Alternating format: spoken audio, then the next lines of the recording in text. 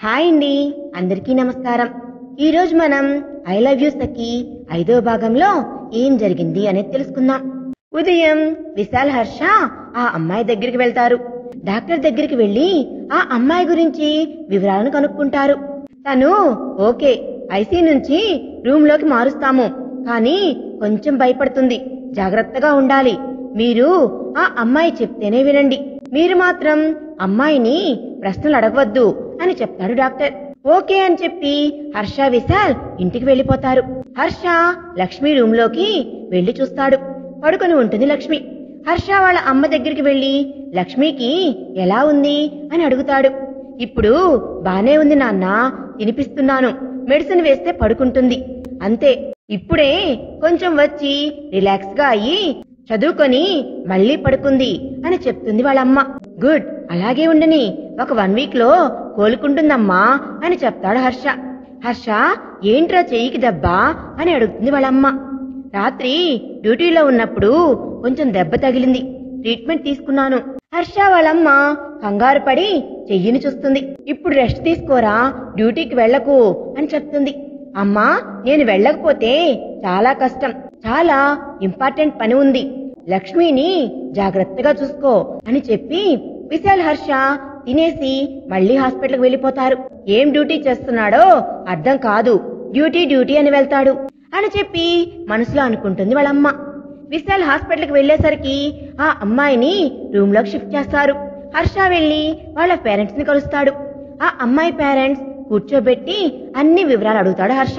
మీ అమ్మాయిని మేము కొన్ని విషయాలు అడుగుతాము, మీరేం కంగారు పడద్దు అని అంటాడు హర్ష. అదేం లేదు బాబు, మీరే మా అమ్మాయిని కాపాడారు అని చెప్తాడు వాళ్ళ నాన్న.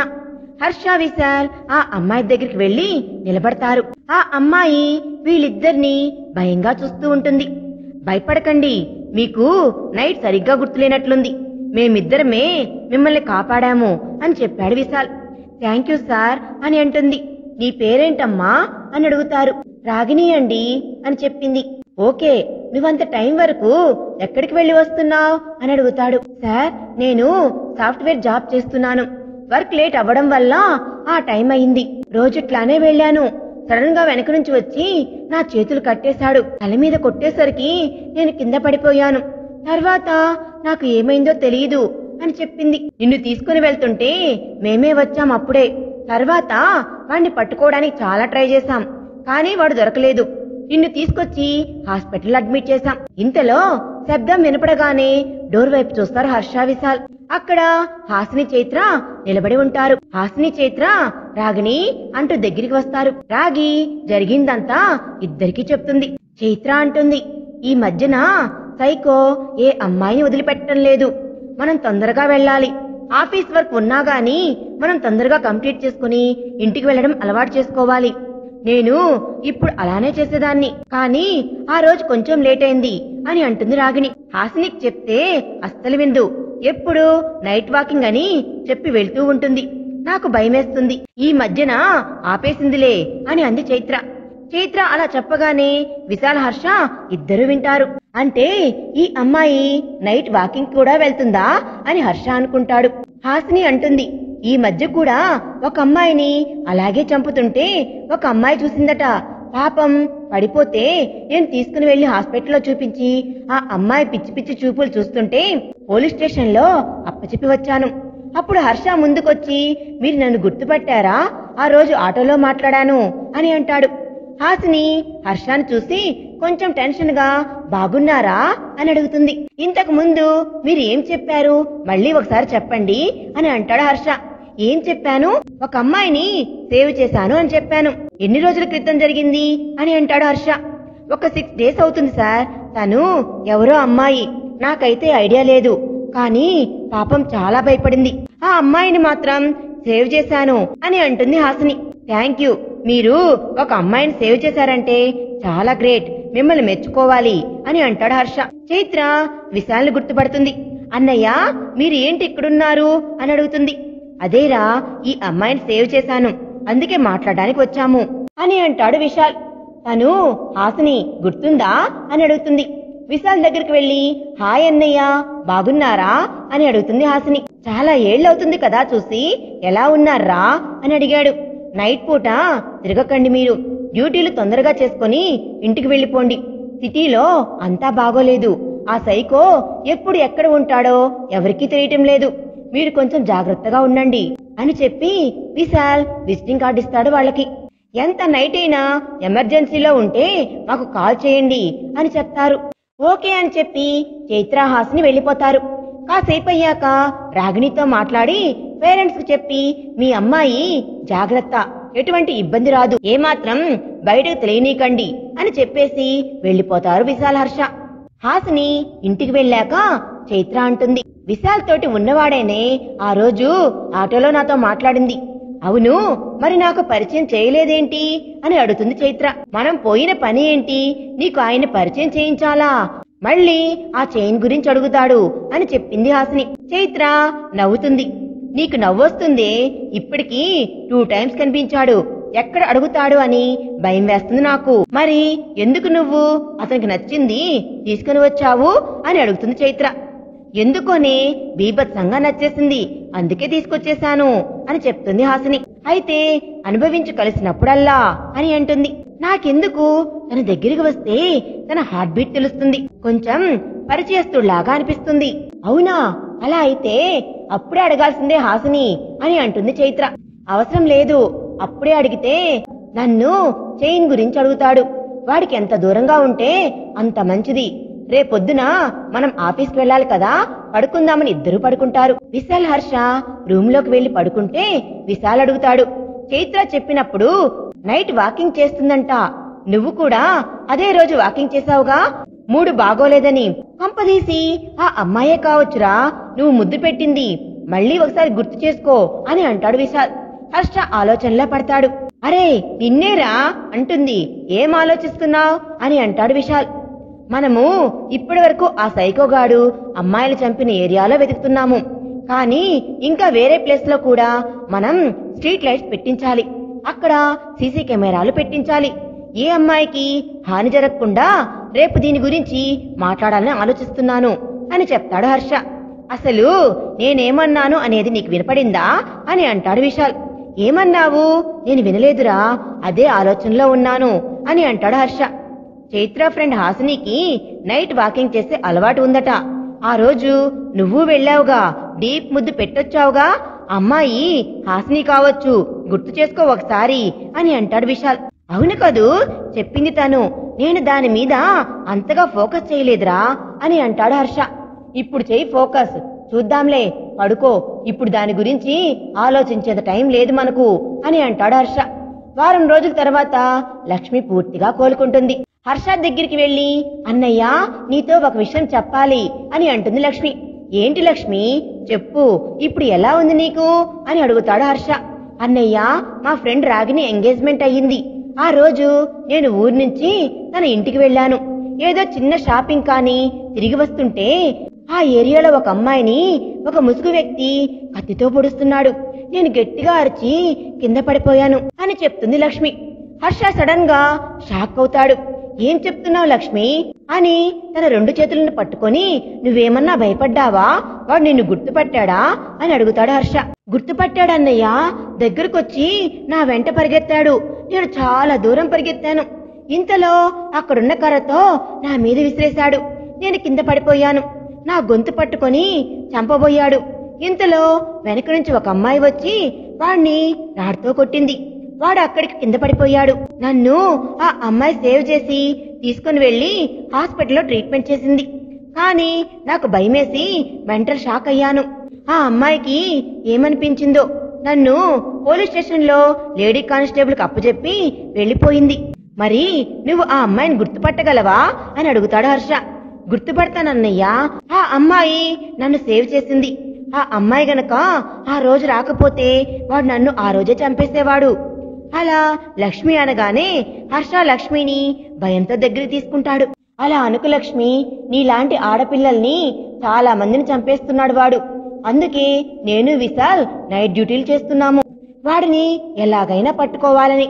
నీకేమాత్రం వాడు కనిపించినా వాడి డీటెయిల్స్ ఏమున్నా కొంచెం గుర్తు చేసుకుని చెప్పమ్మా అని అంటాడు హర్ష. అన్నయ్య, నాకంటే ఎక్కువ నన్ను కాపాడిన అమ్మాయి అతన్ని బాగా చూసింది. ఆ అమ్మాయిని వెతికితే అన్ని నిజాలు తెలుస్తాయి అని అంటుంది లక్ష్మి. విశాల్ అంటే సేవ్ చేసింది మన లక్ష్మిని అన్నట్లు అని అంటాడు.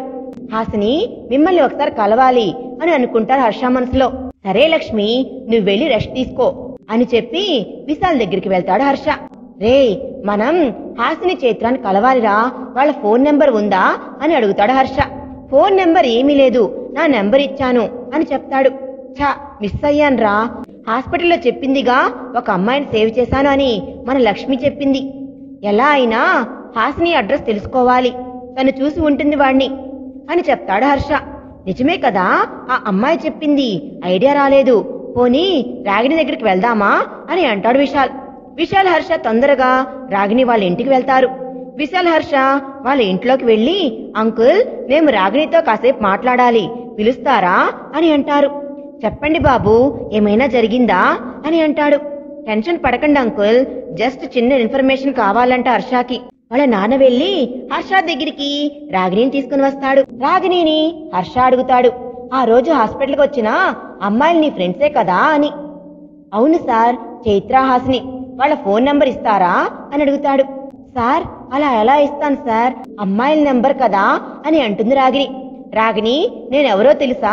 మీ ఫ్రెండ్ లక్ష్మి వాళ్ళ అన్నయ్యని, హర్షాని. మీరు లక్ష్మి వాళ్ళ అన్నయ్యనా?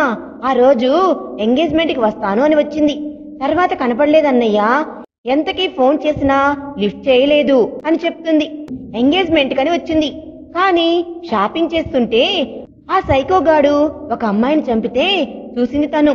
లక్ష్మి భయపడి పిచ్చిదానిలా ఇంటికి వచ్చేసింది, అందుకే ఆ అమ్మాయి ఫోన్ నెంబర్ అడుగుతున్నాను అని అంటాడు హర్ష. లక్ష్మి ఎలా ఉందన్నయ్యా అని అడుగుతుంది రాగిణి. ట్రీట్మెంట్ ఇప్పిస్తున్నావమ్మా, పర్వాలేదు, బానే ఉంది. తను మంచిగా అయ్యాక నీ దగ్గర తీసుకుని వస్తాను అని చెప్తాడు హర్ష. హాసిని చైత్ర నంబర్ ఇస్తుంది రాగిణి. రాగిణి, రేపు లక్ష్మి బర్త్డే ఉంది, నువ్వు హాసినిని చైత్రాన్ని తీసుకుని మా ఇంటికి రా అని చెప్తాడు హర్ష. అలాగా అన్నయ్యా, వస్తాను, ఖచ్చితంగా వాళ్ళకు కూడా ఫోన్ చేస్తాను. నువ్వు బయటికి రావద్దు, నేను కారు పంపిస్తాను, నువ్వు ఆ కారులోనే రావాలి అని అంటాడు హర్ష. సరే అన్నయ్యా, వాళ్ళని కూడా మా ఇంటికే రమ్మంటాను, ముగ్గురం కలిసి కారులో వస్తాము అని అంటుంది రాగిణి. సరే అని చెప్పి విశాల్ హర్ష ఇంటికి వెళ్లిపోతారు. హర్ష లక్ష్మికి కావాల్సిన అన్ని తీసుకుని వస్తాడు. లక్ష్మి అని పిలుస్తాడు హర్ష. ఏంటి అన్నయ్యా అని లక్ష్మి వస్తుంది. నీకు రేపు ఒక సర్ప్రైజ్ ఇస్తున్నా, రేపు నీ బర్త్డే కదమ్మా, డ్రెస్ బాగుందా చూసుకో అంటాడు. హాఫ్ శారీ అన్నయ్య, చాలా బాగుంది. ఈ బాక్స్ లో ఏంటి అని లక్ష్మి బాక్స్ ఓపెన్ చేస్తుంది. గోల్డ్ చైన్ తో పాటు ఒక లాకెట్ ఉంటుంది. అన్నయ్య, చైన్ బాగుంది, లాకెట్ మరీ బాగుంది. నీకు ముందే మామూలుగా తీసుకున్నారా? ఇలాంటిదే, కానీ ఒక రాక్షసి నా చేతిలో నుంచి తీసుకుని పారిపోయింది, అందుకే నీకు అదే డిజైన్ లో గోల్డ్ లో చేయించాను అని అంటాడు హర్ష. ఎవరన్నయ్యా నాకు సెలెక్ట్ చేసిన చైన్ ని ఆ రాక్షసి ఎలా లాక్కొని పోతుంది? ఇంతకీ ఆ రాక్షసి ఎవరు అని అడుగుతుంది లక్ష్మి. నాకు తెలియదురా, నేను సెలెక్ట్ చేసింది పక్కన పెట్టి వెళ్తే తను వచ్చి తీసేసుకుని వెళ్లిపోయింది, అదే డిజైన్ గోల్డ్ లో చేయించాను అని అంటాడు హర్ష. ఇంతలో వాళ్ళ అమ్మ వచ్చి, ఒకటి పోతే ఒకటి దొరుకుతుంది లేరా, ఏదైనా మన మంచికే, అందరూ తినేసేయండి, తొందరగా పడుకుందాం, రేపొద్దున గుడికి వెళ్ళాలి అని అంటుంది వాళ్ళ అమ్మ. సరే అని చెప్పి అందరూ కూర్చొని డిన్నర్ చేసేస్తారు. విశాల్ హర్ష ఒక రూమ్ లోకి వచ్చి వాళ్ళు కూడా అలసిపోవడం వల్ల తొందరగా పడుకుంటారు. హర్ష నిద్రలో ఒకటే నవ్వుకుంటున్నాడు. వీడేంటి ఇలా నవ్వుకుంటున్నాడు అని చెప్పి హర్ష హర్ష అని పిలుస్తాడు విశాల్. అయినా హర్ష లేవడు, అలాగే నవ్వుకుంటూ ఉన్నాడు. పక్కనున్న బాటిల్లో వాటర్ తీసి హర్ష ముఖం మీద చల్లుతాడు. హర్ష ఒక్కసారిగా ఉలిక్కి పడతాడు, లేచి కూర్చుంటాడు. ఏంట్రా ఇంత సడన్ గా వాటర్ పోసావు నా మీద, ఎందుకు నన్ను నిద్రలేపావు అని విశాల్ని తిడుతుంటాడు హర్ష. నేనెందుకు లేపను? ఆ నవ్వటమేంట్రా, నిద్రలో పిల్లోని గట్టిగా పట్టుకుని నవ్వుతున్నావు, నేను పక్కనే ఉన్నాను కదరా, ఎందుకురా అంత నవ్వొస్తుంది నీకు? ఏం కలవరిస్తున్నావు? ఏమి నీకు అంత మంచి తీపి జ్ఞాపకం ఏంటి అని అంటాడు. అవునరా, పడుకున్నా ఆమె పెదాలే కనబడుతున్నాయి, ఎంత బాగున్నాయో ఆమె పెదాలు. ఆ పెదాలు కనపడినప్పుడల్లా నాకు ఎంతో హాయిగా అనిపిస్తుంది. మంచి మెమరీరా, కిస్ చేశాను, ఆ పెదాలు మాత్రమే కనబడుతున్నాయి, అందుకే నవ్వుతున్నానేమో అని అంటాడు హర్ష. నీ అబ్బా ముద్దు పెట్టిందే కాక ఇంకా ఆ పదాలను వర్ణిస్తున్నావా? పాపం ఆ అమ్మాయి కాబట్టి ఊరుకుంది. నువ్వు ఆ అమ్మాయి చేతికి దొరకాలి. చావగొడుతుందిరా నిన్ను, జాగ్రత్తగా ఉండు అని అంటాడు విశాల్. చూద్దాంలేరా, ఆ అమ్మాయి కనిపించినప్పుడు నేనేం ఊరుకోను. నాకు మంచిగా కనిపించింది, ముద్దు పెట్టాను అంతే అని అంటాడు. అంటే ఇప్పుడు ఎవరైనా అలా కనిపిస్తే వెంటనే ముద్దు పెడతావారా అని అంటాడు విశాల్. అందరికీ ఎందుకు పెడతాను? నాకు ఆ అమ్మాయి పెదాలు బాగా నచ్చాయి. నా మనసులో ఒకలాంటి ఫీలింగ్ వచ్చింది, అందుకే పెట్టేశాను. ఇంకా ఎంత మంచిగా కనపడ్డా ఎవరిని కన్నెత్తి కూడా చూడను. సరేలే పడుకుందాం అని ఇద్దరు పడుకుంటారు. హర్ష ఉదయాన్నే లేచి లక్ష్మి కోసం ఎదురు చూస్తూ ఉంటాడు. లక్ష్మి చక్కగా తయారయ్యి వాళ్ళ అన్నయ్య దగ్గరికి వస్తుంది. హర్ష దగ్గరికి తీసుకుని నుదుటి మీద ముద్దు పెట్టుకుని విషస్ చెప్పి తన చేతిలో ఉన్న గొలుసును వేస్తాడు లక్ష్మికి. వాళ్ళ అమ్మ నాన్నను లక్ష్మిని తీసుకుని దగ్గరలో ఉన్న అమ్మవారి గుడికి వెళ్తారు. అక్కడ అర్చన చేయించుకొని కాసేపు ఉండి ఇంటికి వచ్చేస్తారు. ఇంతలో విశాల్ లెగిసి రెడీ అవుతాడు. సడన్ గా గుర్తొస్తుంది లక్ష్మి పుట్టినరోజు అని. లక్ష్మి దగ్గరికి వెళ్లి విశాల్ విషస్ చెప్తాడు. ఏదో ఇయ్యాలి అనుకుంటాడు, కానీ బాగోదని ఊరుకుంటాడు. హర్ష విశాల్ దగ్గరికి వచ్చి ఏదో ఇయ్యాలనుకుంటున్నావు, ఎందుకులా సందేహపడుతున్నావు అని అంటాడు. అబ్బే అదేం లేదురా అని అంటాడు. నువ్వు నాతో పాటు ఉంటున్నావు, నీ మనసు అర్థం చేసుకోలేనా? మా చెల్లి అంటే నీకు ఇష్టం కదరా అని అంటాడు. అబ్బే అదేం లేదురా అని అంటాడు విశాల్. నా కళ్ళల్లోకి చూసి చెప్పురా అని అంటాడు హర్ష. విశాల్ ఏం మాట్లాడలేక బయటికి వెళ్లిపోతాడు. హర్ష నవ్వి ఊరుకుంటాడు. హర్ష వాళ్ళ అమ్మ దగ్గరికి వెళ్లి సాయంత్రం ఏమన్నా రెడీ చెయ్యమ్మా, డిన్నర్ కి లక్ష్మి పుట్టినరోజు కదా, దాని ఫ్రెండ్స్ ని పిలిచాను అని అంటాడు హర్ష. హర్ష విశాల్ ఆఫీస్కి వెళ్లిపోతారు. సాయంత్రం అయినాక ఇంటికి వస్తారు. లక్ష్మి హాఫ్ సారీతో రెడీగా ఉంటుంది. విశాల్ పెద్ద కేక్ తీసుకుని వస్తాడు. హర్ష రాగిణికి ఫోన్ చేసి కారు పంపిస్తాడు. రెడీగా ఉండండి అని చెప్తాడు. ఇంతకీ రాగిణితో పాటు కారులో చైత్ర, హాసిని ఇద్దరూ కూడా వస్తారా? లక్ష్మి వాళ్ళ ఇంటికి వచ్చాక ఒక సంఘటన ఎదురవుతుంది. ఆ సంఘటన ఏంది తెలుసుకోవాలి అంటే మనం నెక్స్ట్ పార్ట్ లో తెలుసుకుందాం. ఈ వీడియో మీకు నచ్చినట్లయితే ప్లీజ్ లైక్ చేయండి. Thanks for watching.